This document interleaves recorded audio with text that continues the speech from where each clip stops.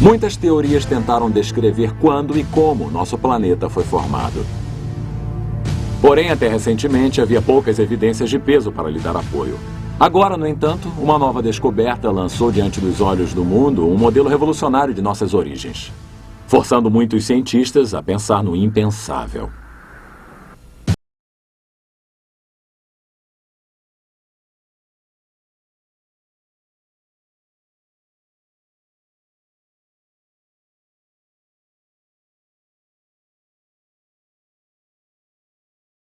A evidência surpreendente e nova é encontrada nas profundezas da Terra, embaixo de camadas de rochas sedimentares em suas rochas primordiais, os granitos. Neles, pequenos pedacinhos de matéria radioativa são formados, o que os cientistas chamam de radiohalos.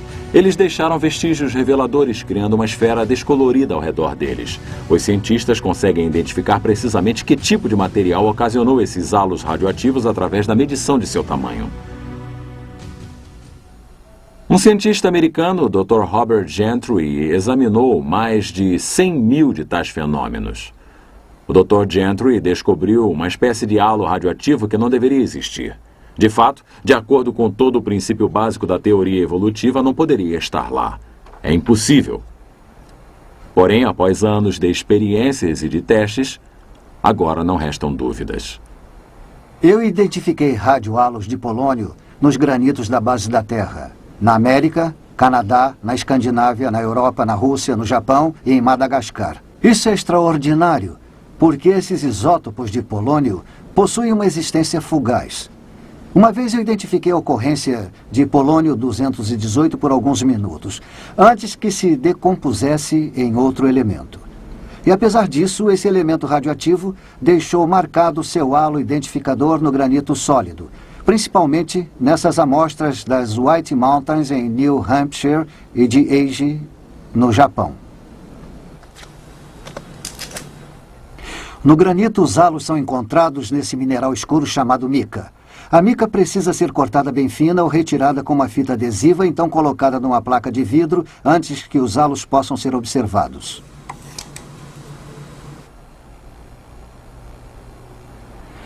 A animação nos ajuda a entender a origem do halo de 3 anéis de polônio 218, agora sendo observados através do microscópio. Os 3 padrões em forma de raios que saem do minúsculo centro representam 3 partículas de núcleo de energia diferentes que sucessivamente saíram de 3 diferentes isótopos de polônio encaixados no minúsculo centro. O efeito cumulativo de milhões de tais partículas libera o mineral ao redor do centro, o que produz 3 esferas concêntricas e coloridas de tamanho microscópico. No mineral, o halo é sempre tridimensional. Sob o microscópio, no entanto, ele parece plano. Pegando uma fatia fina do mineral através do centro, nós cortamos a parte superior e o fundo das esferas e podemos ver os halos com uma série de 3 anéis concêntricos sob o microscópio, conforme está ilustrado nessa sequência animada. De acordo com todas as teorias científicas atuais, os granitos, tais como esta amostra de Price Peak no Colorado, são originários de um estado derretido da matéria, resfriado, cristalizado e endurecido por milhões de anos. Porém, se assim fosse, a radioatividade produzida pelo polônio jamais poderia ter sido captada. Teria se decomposto muito antes que a rocha se solidificasse. Os grãos de polônio que criaram estes radiohalos estavam profundamente situados no granito. O elemento estava lá de alguma forma quando a rocha se formou, mas somente pode formar o radiohalo depois que a rocha já se solidificou. E se o polônio resiste apenas durante alguns segundos ou minutos, a implicação irá deixar estupefatos todos aqueles que estejam dispostos a ouvi-la. Os radiohalos de polônio indicam que as pedras da base da Terra, os granitos, se formaram quase que instantaneamente. De fato, há evidência de que os granitos teriam que ter se formado instantaneamente. Cientificamente, eles não podem ser explicados de outra forma. David Gentry, filho do Dr. Robert Gentry e parceiro no trabalho de seu pai acerca da criação. Podemos demonstrar o princípio dos radiohalos de polônio. Imaginem que esta pastilha de Alka-Seltzer seja uma partícula de polônio e este copo d'água seja um pedaço de granito liquefeito. Eu jogo a pastilha e ela começa a efervescer. Pensem nessas bolhas como a radiação liberada por aquele polônio engastado no granito. A efervescência irá desaparecer em cerca de 30 segundos e só teremos um copo d'água ligeiramente toldada. Bem, só há uma maneira de podermos preservar tais bolhas conforme estão. Podemos colocar o copo d'água no congelador. A água, é claro, iria se solidificar após um tempo. Isso é algo similar ao que a teoria evolutiva sugere, que a rocha derretida lentamente se resfria para formar o granito. Mas como já devem ter imaginado, congelado este copo de Alka-Seltzer não adiantaria nada. As bolhas terão desaparecido muito antes da água se transformar em gelo. E isso seria o que teria acontecido à radiação de polônio se o granito tivesse se resfriado. Teria desaparecido muito antes que qualquer radiohalo pudesse ficar impresso na rocha sólida. Se eu lhes mostrar um copo d'água congelada com toda a efervescência da pastilha ainda intacta assim, saberão que algo aconteceu para congelar instantaneamente a água. Nesse caso, nós a congelamos instantaneamente dando uma pausa no videotape. Da mesma forma, se olharmos para o radiohalo demonstrado de forma irrefutável como sendo produzido por um certo tipo de polônio, nós podemos saber que o granito a seu redor teria que ter sido formado instantaneamente. As implicações são incríveis. Se o Dr. Robert Gentry estiver correto, todas as hipóteses evolucionistas acerca da Terra ter sido formada ao longo de milhões ou bilhões de anos estão erradas. E o relato de Gênesis sobre criação da Terra é corroborado. Mas estaria certo o Dr. Gentry? Seria ele um cientista solitário conduzindo sua pesquisa isoladamente? Se seus resultados experimentais fossem trazidos à baila, outros cientistas seriam capazes de refutá-los rapidamente? Para dizer a verdade, o Dr. Gentry conduziu grande parte de sua pesquisa sobre radiohalos no Laboratório Nacional Oak Ridge, no Tennessee. Seus resultados foram publicados por muitas das principais publicações científicas do mundo: Science, Nature, Geophysical Research Letters, Earth and Planetary Science Letters, Physical Review Letters, Annual Reviews of Nuclear Science. Artigos que aparecem em tais publicações estão sujeitos ao exame dos colegas, ou seja, outros cientistas do mesmo campo examinam cuidadosamente as evidências apresentadas e a experimentação utilizada para ver se houve algum erro nos dados. Até agora, parece que ninguém conseguiu contradizer os resultados do Dr. Gentry. Ninguém conseguiu encontrar alguma falha em sua teoria. Em dezembro de 1981, o Dr. Robert Gentry foi intimado a depor num julgamento no Arkansas, onde a Comissão de Direitos Civis da América tentava impedir o ensino da teoria criacionista nas escolas públicas daquele estado. Ele apresentou seus resultados aos radiohalos de polônio como prova de uma criação instantânea dos granitos. A comissão trouxe um geólogo dos mais renomados, Dr. Brad Derribble, para testemunhar a favor da evolução. Porém, no banco de testemunhas, nenhuma evidência científica pôde desafiar essa descoberta a favor do criacionismo. E, ao invés disso, ele foi referido como citando um pequeno mistério que não podemos explicar. Com tal conhecimento, vamos voltar para obtermos um quadro maior para colocarmos em perspectiva tal descoberta revolucionária. Em particular, como é que isso afeta a idade da Terra? Todas as tentativas para estabelecer a idade da Terra estão baseadas na decomposição da radioatividade. Como elementos como o urânio e o polônio são instáveis, seus átomos tendem a se decompor através da perda de partículas alfa. Ao longo de um período de tempo, átomos instáveis se decompõem através de uma cadeia até chegar a um outro átomo estável totalmente diferente. O urânio instável, por exemplo, poderá se tornar num tipo de chumbo. Os cientistas observaram que os elementos radioativos se decompõem na atualidade a índices incrivelmente constantes. Eles conseguem predizer precisamente se um elemento irá passar por cada um dos vários estágios existentes na cadeia de decomposição se o índice atual persistir. Os geólogos achavam que poderiam usar o índice de decomposição para precisar a era geológica, a idade das rochas. Eles estudaram rochas que continham amostras de elementos radioativos. Utilizando um equipamento científico complexo, eles examinam vestígios de urânio no granito, por exemplo, e calculam precisamente quanto de urânio se decompôs em chumbo na rocha. Então, baseados nos índices atuais de decomposição, eles se reportam à era quando aquele urânio começou a se decompor. Este, afirmam eles, seria o ponto de origem da rocha. Um pedaço de rocha de granito foi colocado nesse equipamento, que é uma microsonda medidora de íons. Ela mede a proporção de urânio até o chumbo numa determinada amostra. Imaginando o processo de decomposição atual seguindo ao contrário, teorias convencionais sobre a idade da Terra nos dizem que esta rocha aqui na máquina tem 1 bilhão de anos de idade. A questão é, estariam essas teorias corretas? As técnicas para precisar a idade se baseiam no mesmo princípio. Os índices atuais de decomposição radioativa, que são constantes, são usados para computar o que os cientistas imaginam ter acontecido no passado. Isso envolve uma premissa. Não há nada discutível a respeito do índice de decomposição de vários elementos instáveis. Isso foi estabelecido através da observação e medidas como fatos científicos. E a proporção de urânio com relação ao chumbo em várias amostras de granito não está em questão. Porém, o que não foi alvo de observação e de medição foi o que aconteceu no passado distante. Isso até a descoberta do Dr. Gentry, como veremos. Todos os métodos convencionais de determinação da idade da Terra são baseados numa grande premissa. O que está acontecendo agora é exatamente o que aconteceu em todos os pontos desde o início dos tempos até o presente. Este é conhecido como sendo o princípio uniformitarista, que diz que a lei natural pode explicar tudo e que nenhum milagre feito por Deus jamais ocorreu. Outra ilustração pode nos ajudar a compreender como isso se relaciona à idade da Terra. Imaginem que esta torneira pingando represente o índice atual de urânio se decompondo em chumbo. E este balde parcialmente cheio com água represente o chumbo acumulando nas rochas de granitos que escavamos na crosta terrestre. Agora podemos medir precisamente quantas gotas caem por segundo. E podemos medir precisamente quanta água há dentro do balde. Dessa forma podemos calcular há quanto tempo a torneira vem pingando. Tudo isso está muito bem. Mas digamos que em algum momento tenha se tornado um filete constante. Mesmo que temporariamente.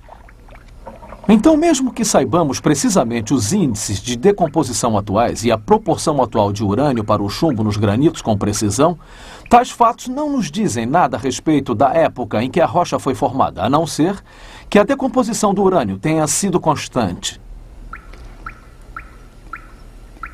O que os radiohalos de polônio demonstram claramente é isto. Em determinado momento, o princípio uniformitarista foi rompido e algo muito diferente aconteceu no passado. Algo que questiona o índice constante de decomposição radioativa. Para vermos se foi assim, precisamos entender como os halos de polônio e de urânio foram descobertos, ou seja, como foram considerados separados e distintos dos halos formados pela decomposição do urânio. A maioria dos radiohalos exibem vários anéis concêntricos com dobras descoloridas e de uma forma um tanto diferente. Eles parecem um alvo de dardos. Cada anel representa uma espécie de elemento diferente na cadeia de decomposição do urânio. O par de urânios envia partículas alfa, que caminham a uma certa distância precisa, criando um halo inconfundível e identificável. Assim fazem os outros elementos no processo de decomposição, criando seus próprios anéis.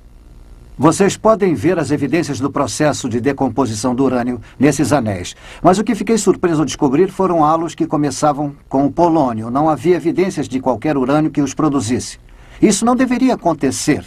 O polônio só deveria existir na natureza como fazendo parte da cadeia de decomposição do urânio, até que os últimos eventos da cadeia ocorram e o tal elemento se transforme em chumbo. Por tudo o que sabemos até hoje, o polônio não pode existir à parte do processo de decomposição.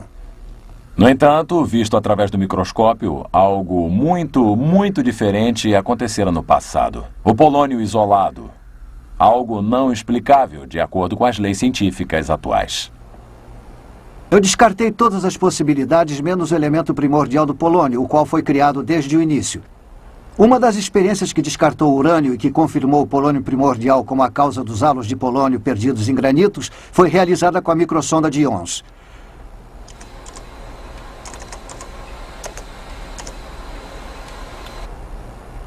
A microsonda utiliza um fino feixe de íons para analisar pequenas matérias microscópicas liberadas. A experiência foi criada para que o feixe de íons causasse impacto diretamente sobre o centro do halo, lançando em ambos os lados átomo por átomo para depois serem analisados pelo espectrômetro magnético. Um número significativo do elemento polônio-219 foi analisado utilizando a microsonda de íons. O resultado foi positivo e irrefutável. Os centros dos halos de polônio 218 continham o chumbo 206, um produto direto da decomposição do polônio 218, sem que o urânio correspondente fosse encontrado nos halos de urânio. Tais resultados confirmam que os halos de polônio em granitos foram originários de um polônio primordial. Tais halos não apenas indicam que os granitos em que são encontrados foram formados quase que instantaneamente, como também indicam que o processo envolvido tenha sido significativamente diferente do que o que observamos no presente. Isso nos leva às implicações de longo alcance a respeito das descobertas do Dr. Gentry. Se os índices de decomposição radioativa não foram constantes, então os métodos convencionais para o cálculo da idade da Terra não têm significado. Eles simplesmente não funcionam. Os radiohalos do polônio oferecem provas de que um processo diferente ocorreu quando esses granitos foram formados. Esta é uma prova clara que invalida o princípio uniformitarista. As leis naturais não conseguem explicar tudo. Por exemplo, os halos de polônio. E milagres de Deus ocorreram, tais como a criação instantânea de granitos. O princípio uniformitarista era a argamassa que amparava toda a teoria da evolução. A descoberta do Dr. Gentry dissolveu tal argamassa. As sólidas evidências dos radiohalos de polônio contradizem de maneira definitiva o princípio uniformitarista e colocam uma ameaça para toda a teoria evolucionista na qual os cientistas investiram com tanto empenho durante um século e meio. Resumindo, os radiohalos do polônio e o princípio uniformitarista não podem coexistir ambos no mesmo universo. Tem que ser um ou o outro. Então, qual foi a reação da comunidade científica a essas provas? A primeira reação de muitos cientistas que passaram suas vidas investindo na teoria da evolução foi a de tentar descartar a evidência dos radiohalos. Tipicamente, eles a encararam como um pequeno mistério que tem de dar lugar a todas as outras evidências a favor da evolução e a favor de um índice constante de decomposição de radioatividade. Dr. Bruce Horman, professor de Química na Universidade Luterana de Wisconsin. Qualquer cenário para a formação da Terra tem que explicar como os halos de polônio foram formados nos granitos. Se pensarmos que a Terra sofreu um resfriamento ao longo de milhões de anos, há uma contradição, não importa como a encaremos. Porém, pode ser facilmente explicada se pensarmos que a Terra foi criada por Deus da maneira descrita pela Bíblia. Robert Gentry vem publicando seus trabalhos há muitos anos na literatura científica e sobre vários assuntos. Seus resultados sobre os halos de polônio estão nos jornais científicos há 25 anos e não puderam ser refutados no julgamento do Arkansas. O que me surpreende é a má vontade da comunidade científica em trazer seu trabalho para o centro da discussão científica numa terra que se orgulha da liberdade de pesquisa e de expressão. Nós devemos ao Dr. Gentry a oportunidade de compartilhar seus resultados, suas descobertas e suas aplicações a respeito. Por que a comunidade científica não levou essas evidências ao centro da discussão? A essência da ciência é a de testar todas as teorias através de repetidas experiências. Foram assim que as leis básicas da física e da química foram descobertas. Foi assim que os resultados do Dr. Gentry foram obtidos. Se algo está errado, por que os evolucionistas não refutaram, publicando seus resultados nos jornais científicos, onde seus trabalhos foram publicados? Os evolucionistas teriam enchido as páginas das publicações científicas refutando as provas a favor do criacionismo se pudessem ter feito isso. Sua ausência expõe o que há muito tempo tem sido um grande segredo na ciência.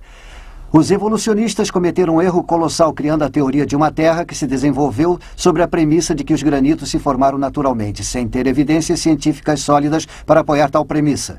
Sua incerteza foi amplamente expressada através de um comentário feito por um renomado geólogo que se pronunciou no Simpósio Internacional sobre a origem do granito em 1947. Senhor Presidente, senhoras e senhores, é um prazer fazer parte de uma discussão desse tipo, por dois motivos. Em primeiro lugar, os jornais e o rádio nos trazem diariamente problemas e nos ameaçam com consequências drásticas se não os solucionarmos. Nesse simpósio, nós tratamos de um problema que, na verdade, é um velho amigo. Tal problema remonta, na verdade, a todos os anos durante os quais houve uma ciência da geologia. Jamais ficamos satisfeitos em termos encontrado uma solução. E, portanto, devemos notar que nenhuma consequência grave surgirá se não chegarmos a tal solução. D. A Origem do Granito, Sociedade Geológica da América, Memoir 28, F. Fitz Osborne, Universidade Laval, Montreal. Apesar dessa atitude de descaso, os geólogos teriam bons motivos para se preocuparem com a origem dos granitos, mesmo antes das evidências sobre os halos de polônio terem sido publicadas. Esta rocha é a riolite. Ela se formou quando o granito se derreteu na terra, forçou seu caminho para a superfície e lentamente se resfriou. Seus cristais são quase que microscópicos e de cor clara. Em contraste, o granito possui minerais escuros que contêm os halos de polônio e seus cristais são muito maiores. Os geólogos esperavam estar certos ao assumir que o granito se formou através do lento resfriamento nas profundezas da Terra, mas desde o início eles obtiveram evidências de que tal premissa estava errada. Esta riolite, formada através do lento resfriamento a uma profundidade de 555,3 metros, exibe apenas diminutos cristais. Não é um granito. Então, os geólogos teriam que presumir que os granitos se formariam a uma profundidade bem maior.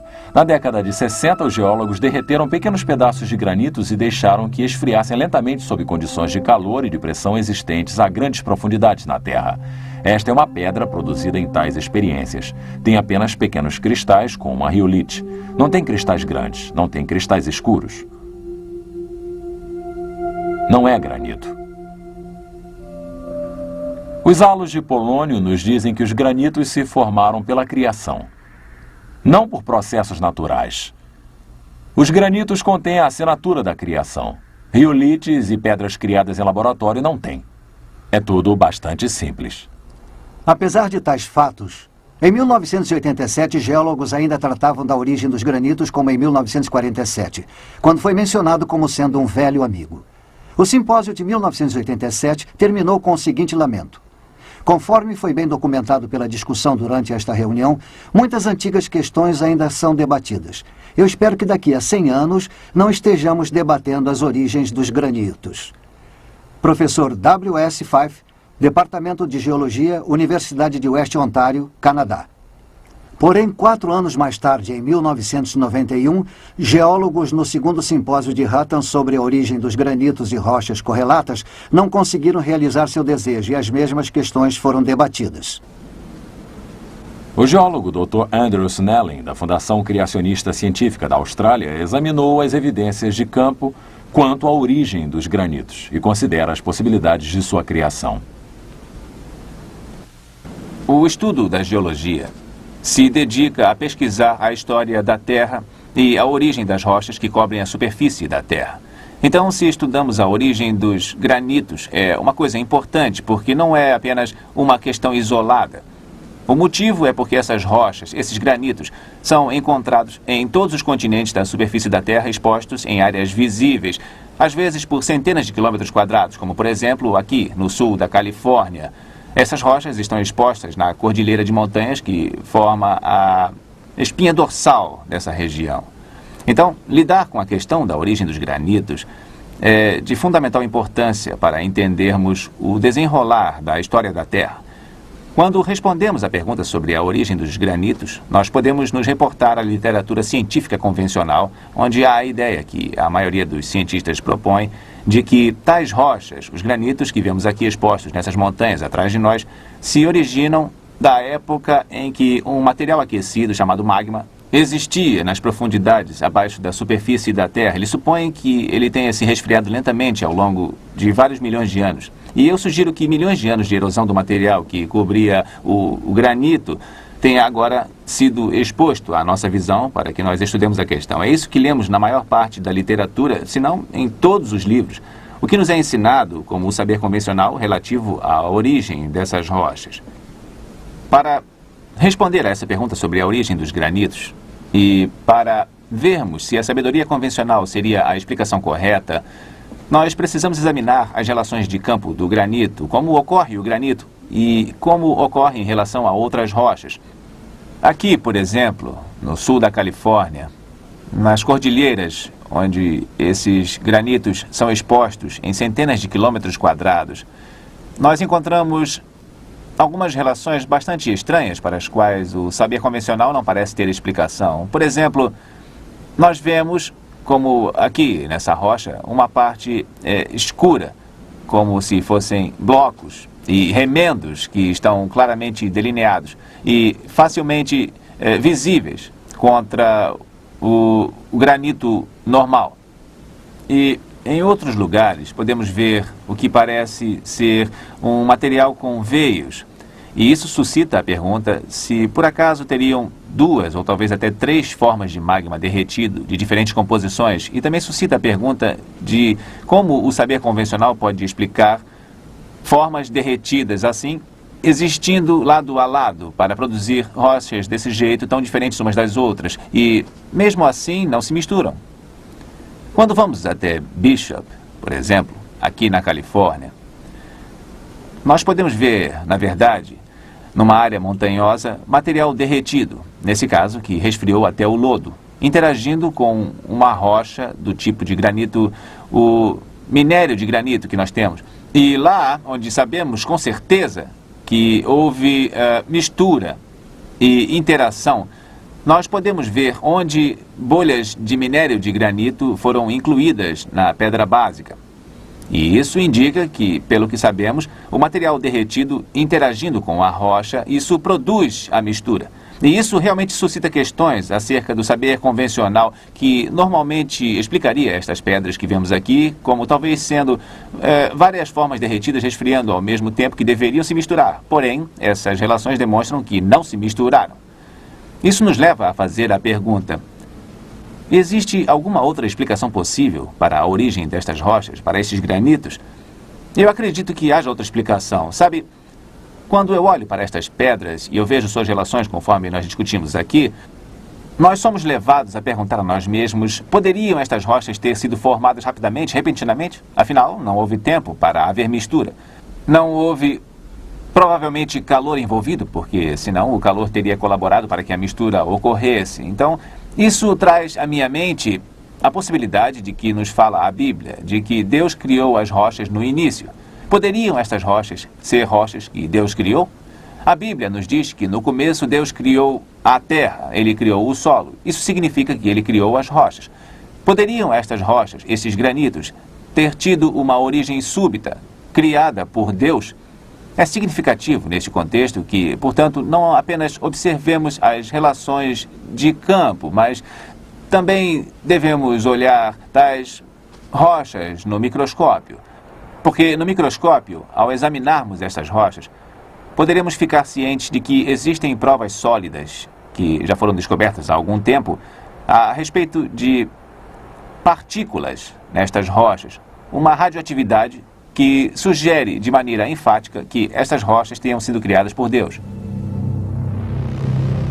Uma assinatura indicadora de tal radioatividade surgindo do nada por alguns momentos, deixando sua marca no granito sólido, nos fala de uma criação instantânea como as bolhas congeladas no copo de Alka-Seltzer. Algo extraordinário aconteceu quando estas rochas se formaram. Algo que desafia todas as leis físicas que atualmente observamos. A evidência foi apreendida pelo granito. E no microscópio podemos ver o pequeno mistério da criação, halos de polônio. Eles são um mistério apenas para aqueles que estão determinados a permanecer com a teoria de uma Terra com bilhões de anos de idade. Para aqueles dispostos a aceitar o relato de Gênesis de uma criação recente e súbita, os halos são perfeitamente compreensíveis. Eles se encaixam no quadro bíblico encontrado nas próprias rochas criadas no início da semana da criação. No princípio, Senhor, lançastes os fundamentos da terra. Hebreus 1:10. Pois ele falou, e tudo se fez. Ele ordenou, e tudo passou a existir. Salmos 33:9.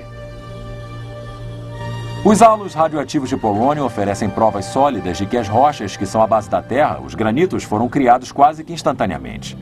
Para o Dr. Robert Gentry, aqueles anéis de coloração pálida são quase como se fossem as impressões digitais de Deus, a assinatura da criação.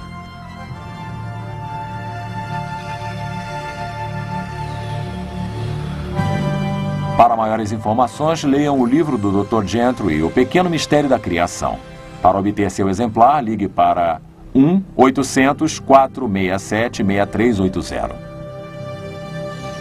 Em nosso próximo vídeo, A Verdadeira Idade da Terra, iremos apresentar evidências científicas que irão provar que a Terra foi criada recentemente, refutando a teoria de que a Terra tenha sido formada ao longo de bilhões de anos através de eras evolutivas.